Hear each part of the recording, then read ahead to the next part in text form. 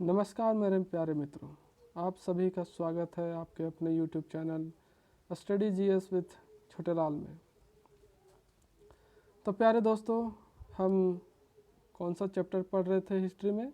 Advent of European companies in India पढ़ रहे थे, है ना। भारत में यूरोपीय कंपनियों का आगमन, इसके बारे में हम जानकारी ले रहे थे दोस्तों, जिसमें से हम किसके किसके बारे में देख लिए थे, कौन कौन से कंपनी के बारे में देख लिए थे। पुर्तगालियों के बारे में हमने पढ़ा, फिर से अंग्रेज़ों के बारे में पढ़ा, फिर से डेनिश के बारे में पढ़ा, और साथ ही मेरे प्यारे दोस्तों अब हम आगे देखेंगे फ्रांसीसी की, है ना, कि फ्रांस के लोग जो थे वो कब आए और कितने दिनों तक रहे और क्या क्या किए हमारे देश भारत में, कौन कौन सा व्यापार उन्होंने किया, इसके बारे में हम जानकारी लेंगे। तो चलिए वीडियो को स्टार्ट करते हैं और आज की क्लास को शुरुआत करते हैं। तो प्यारे दोस्तों, जैसा कि हम पढ़ चुके थे डेनिश के बारे में, है ना, तो आज का जो क्लास होगा वो फ्रेंच के बारे में होगा, फ्रांसीसियों के बारे में। तो जो फ्रेंच थे, है ना, वे सबसे लास्ट में आए थे, है ना, मतलब कि जो कंपनी हुआ करती थी यूरोप की, उसमें से सबसे लास्ट कंपनी जो थी वो प्यारे दोस्तों वो कौन था? फ्रेंच, है ना, मतलब कि सबसे लास्ट में आने वाला कंपनी फ्रांसीसी लोग थे, फ्रेंच थे। तो इन 1664 1664 ईस्वी में कोलबर्ट जो फ्रांसीसी था वो भारत आने वाला प्रथम फ्रांसीसी बना, है ना। और वहीं आगे देखें तो वह अपने देश में एक मंत्री हुआ करता था। कौन? कोलबर्ट, है ना। कोलबर्ट जो था अपने देश में एक मंत्री हुआ करता था, जिसे वहाँ के राजा, है ना, महाराज लुई 14वां, है ना, ने भेजा था कहाँ? भारत। किसको? कोलबर्ट को। तो कोलबर्ट जो था वहाँ के राजा, फ्रांस के राजा महाराज लुई 14वां के का नेतृत्व करते हुए भारत आया था। और 1664 ईस्वी में फ्रेंच ईस्ट इंडिया कंपनी की स्थापना भी की गई। उसी समय 1664 ईस्वी में इन 1664 French east India company was established, है ना, जिसे क्या बोला जाता था?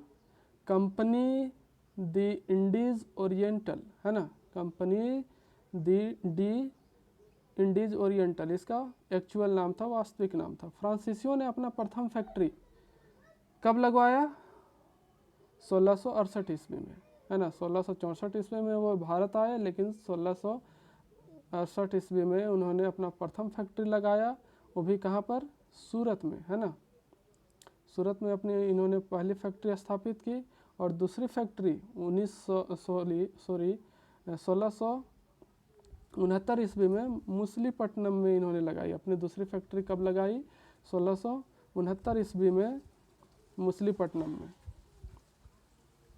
तो आगे देखते हैं प्यारे दोस्तों कि फ्रांसीसी जो थे 1672 ईस्वी में, है ना, 1672 ईस्वी में क्या हुआ कि फ्रेंच गवर्नर कौन? फ्रांसिस मार्टिन ने शेर खान लोदी को, है ना, पराजित किया, मतलब कि उस पर आक्रमण पहले किया। कौन? French governor Francis Martin. कब? 1672 ईस्वी में। 1672 ईस्वी में इसने शेर खान लोदी पर आक्रमण किया। और शेर खान लोदी कहाँ शासन कर रहा था? पुडुचेरी, है ना, पुडुचेरी पर, है ना। तो उसी पर आक्रमण करके फ्रांसीसियों ने पुडुचेरी गांव को जीत लिया। यही गांव बाद में क्या कहलाया? पांडिचेरी कहलाया, है ना। यह फ्रांसीसियों का प्रमुख मुख्यालय हुआ करता था, मतलब कि फ्रांसीसियों का जो हेड क्वार्टर हुआ करता था वो कौन हुआ करता था? Pondicherry. Pondicherry was the headquarters of फ्रांसीसिस in India. And Francis Martin ने क्या किया? 1674 ईस्वी में, है ना, फोर्ट लुई किला का निर्माण करवाया, है ना, कहाँ पर, पांडिचेरी पर। पांडिचेरी पर इसने एक किला का निर्माण करवाया जिसका नाम था फोर्ट लुई, है ना। वहाँ का जो राजा था लुई 14वां, उसी के नाम पर इसने एक किला का निर्माण करवाया, कहाँ पर, पांडिचेरी पर। और कब, 1674 ईस्वी में। किसके द्वारा करवाया गया दोस्तों, फ्रांसिस मार्टिन के द्वारा। अब 1674 ईस्वी में ही, है ना, क्या हुआ कि 1674 ईस्वी में ही पांडिचेरी को फ्रांसीसियों का कैपिटल भी बनाया गया, है ना। 1674 ईस्वी में ही फ्रांसीसियों ने अपनी राजधानी किससे बनाया, पांडिचेरी में को बनाया। और 1690 ईस्वी में इन्होंने बंगाल के चंद्रनगर में अपना व्यापार शुरू करना प्रारंभ किया, है ना।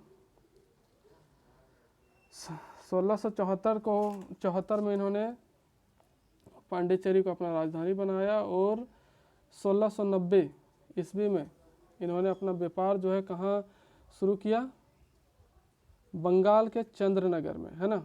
बंगाल के चंद्रनगर में इन्होंने अपना व्यापार स्टार्ट किया 1690 ईस्वी में। उस समय भारत का जो मुग़ल बादशाह हुआ करता था वो कौन था, औरंगजेब था। और बंगाल में, है ना, जो सूबेदार हुआ करता था वो कौन था, शाइस्ता खां हुआ करता था। इसी से अनुमति लेकर इन्होंने अपना व्यापार शुरू किया। शाइस्ता खां से परमिशन लिया कि हम लोग बंगाल में क्या करना चाहते हैं, व्यापार करना चाहते हैं। और बंगाल के चंद्रनगर से ही अपना व्यापार की शुरुआत की। किसने, फ्रांसीसियों ने, है ना। कब, 1690 ईस्वी में। 1690 ईस्वी में। आगे देखते हैं दोस्तों कि 1693 में डचों ने पांडिचेरी पर अधिकार कर लिया, है ना। पांडिचेरी पर तो अधिकार किसका था, फ्रांसीसियों का था। लेकिन 1693 ईस्वी में डचों ने फ्रांसीसियों पर आक्रमण किया और पांडिचेरी को अपने अधिकार में ले लिया। और इन्होंने 4 से 5 सालों तक राज किया। कहाँ पर, पांडिचेरी में। किसने, डचों ने। तो 1697 ईस्वी में एक संधि हुई, है ना, किसके किसके बीच, डचों एवं फ्रांसीसियों के बीच। इस संधि में के बाद जो है पुनः जो पांडिचेरी था वो किसके अधिकार में आ गया, फ्रांसीसियों के अधिकार में आ गया, है ना। और इस संधि को क्या कहा जाता है, ट्रीटी ऑफ रिजविक, है ना। ट्रीटी ऑफ रिजविक कहा जाता है, रिजविक की संधि। इसी संधि के बाद पुनः जो है पांडिचेरी पर किसका अधिकार हो गया, फ्रांसीसियों का अधिकार हो गया। प्यारे दोस्तों, अब आगे हम देखते हैं कि 1720 ईस्वी, कब की बात है, 1720 ईस्वी में फ्रांसीसियों ने कहाँ अधिकार कर लिया, मॉरिशस पर भी अधिकार कर लिया 1720 ईस्वी में। उसके बाद फ्रांसीसियों के साथ अंग्रेज़ों का भी कुछ मतभेद हुआ, वाद विवाद हुआ, है ना, जिसके वजह से इन्हें 3 युद्ध लड़ने पड़े। कितने युद्ध, 3 युद्ध लड़ने पड़े, वो भी कहाँ, कर्नाटक में। इसीलिए इनके बीच के युद्ध को क्या बोला जाता है, कर्नाटक वार कहा जाता है, कर्नाटक युद्ध बोला जाता है। तो इसकी शुरुआत किन कारणों से हुई, पहला जो कारण था वो क्या था कि यूरोप कॉन्टिनेंट, यूरोप महाद्वीप में एक देश का नाम है ऑस्ट्रिया, है ना। तो ऑस्ट्रिया पर अधिकार करना चाहते थे कौन, फ्रांसीसी और अंग्रेज। कौन, फ्रांसीसी और अंग्रेज, ब्रिटिशर्स और फ्रांसीसी, ये दोनों जो है आपस में विवाद कर बैठे कि ऑस्ट्रिया पर जो अधिकार होगा वो हमारा होगा, है ना। सब अपने अपने दावे करने लगे कि ऑस्ट्रिया पर अधिकार मेरा होगा। फ्रांसीसी लोग बोलने लगे कि ऑस्ट्रिया पर अधिकार हमारा होगा, और ब्रिटिशर्स बोलने लगे कि ऑस्ट्रिया पर अधिकार हम ब्रिटिशों का होगा। और ये जो मतभेद था, है ना, इसका असर भारत में भी देखने को मिला, है ना, जिसका असर जो है भारत में अंग्रेज़ों और फ्रांसीसियों पर भी पड़ा। इसी के कारण यहाँ पर 3 युद्ध लड़े गए, इनके बीच 3 कर्नाटक युद्ध हुए, है ना। 3 कर्नाटक युद्ध हुए, किनके बीच, ब्रिटिशर्स एंड फ्रांसीसियों के बीच। तो आइए देखते हैं कि इस युद्ध का नतीजा या फिर किस कारण से इस युद्ध की शुरुआत हुई और क्या क्या इसके परिणाम निकले। तो फर्स्ट कर्नाटक वार, कौन सा कर्नाटक वार? फर्स्ट कर्नाटक वार जो हुआ कब हुआ था? 1746 से 1748 के बीच में, है ना। और इसका रीजन, इसका कारण क्या था इस युद्ध के पीछे? ऑस्ट्रिया का अधिकार, है ना, ऑस्ट्रिया पर अधिकार। और इस युद्ध की समाप्ति कौन सी ट्रीटी के बाद हुई? ए ला सेपल ट्रीटी, है ना। ए ला सेपल ट्रीटी के बाद जो है इस युद्ध को रोका गया। और इसका रिजल्ट, इसका परिणाम क्या हुआ मेरे प्यारे दोस्तों कि इस युद्ध में क्या हुआ? भारतीय शासक जो थे वो कमज़ोर साबित हुए, है ना। इस युद्ध में भारतीय शासक कैसा साबित हुए? कमज़ोर साबित हुए, क्योंकि दोनों तरफ से किसी न किसी क्षेत्र के शासक ने युद्ध में भाग लिया और इनको बुरे तरीके से हार का सामना करना पड़ा। और दूसरा कर्नाटक युद्ध जो होता है वो कब होता है? 1749 से लेकर 1754 तक, है ना। और ये इसका क्या कारण था? हैदराबाद और कर्नाटक के बीच आंतरिक विवाद, है ना। हैदराबाद जो था और कर्नाटक, इनके बीच कुछ आंतरिक मनमुटाव हो गए, जिसके वजह से सेकेंड कर्नाटक वार लड़ा गया। किनके बीच? फ्रांसीसी एवं ब्रिटिशर्स के बीच, है ना। तो इस युद्ध का जो मतलब कि रोक लगाने का काम किया वो कौन किया? ट्रीटी ऑफ पांडिचेरी, है ना। मतलब कि पांडिचेरी की संधि के बाद ही इस युद्ध पर विराम लगा, है ना। और इस युद्ध का परिणाम क्या हुआ कि इसमें अंग्रेज जो थे ज़्यादा शक्तिशाली साबित हुए। अंग्रेज़ों का पलड़ा भारी रहा किन पर? फ्रांसीसियों पर। और तीसरा कर्नाटक युद्ध, थर्ड कर्नाटक युद्ध जो हुआ वो कब हुआ? 1756 से 1763 के बीच, है ना। और इसका रीज़न क्या था कि यह द्वितीय कर्नाटक युद्ध का ही प्रभाव था। द्वितीय कर्नाटक युद्ध में फ्रांसीसी तो हार गए, इसलिए वो पुनः इस युद्ध पर जीत पाने के लिए तीसरा कर्नाटक युद्ध लड़े। और इस युद्ध की जो समाप्ति हुई ये भी एक संधि के कारण हुई, जिसे कहा जाता है ट्रीटी ऑफ पेरिस, जो हुआ था 1763 में, है ना। 1763 में ट्रीटी हुआ किसका?